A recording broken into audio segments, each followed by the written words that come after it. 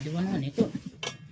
ल साथीहरू म चाहिँ खेलाउँदैछु तिते हो त्यो पनि राख्नुपर्छ हो ए अस्ति बेनी गएको थिएँ हो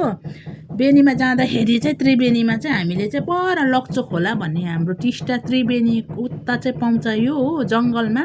एकदमै जङ्गलमा पस्नु पर्दो रहेछ हो यो चाहिँ के को फुल होला तपाईँहरूले चिन्नुहुन्छ कसले चिन्नुहुन्छ लु कमेन्ट गर्नुहोस् हो यो चाहिँ तपाईँको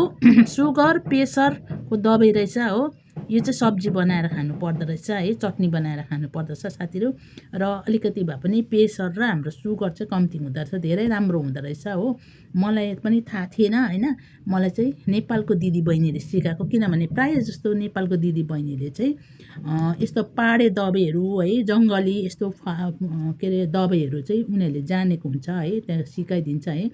हामीले त केही जान्दछ र होइन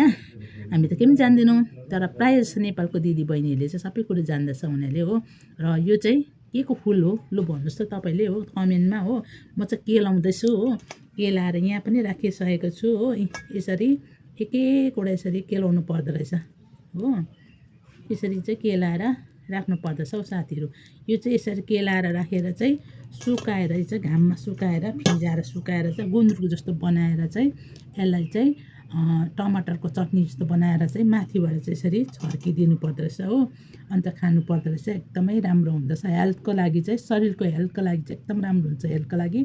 सुगर प्रेसर चाहिँ एकदम राम्रो हुँदो रहेछ ब्लड पनि हाम्रो एकदमै शुद्ध बनाउँदछ सफा बनाउँदो रहेछ हो त्यही भन्न चाहन्छु साथीभाइहरूलाई ल राख्नु होला साथीहरू म चाहिँ खोज्नु गएको थिएँ कुच्चो र थुत्नु यो खोज्नु गएको थिएँ अब कुन दिन जान्छु फेरि हामी तपाईँहरूलाई के पाउँछ देखाउँछु ल राख्यौँ ल साथी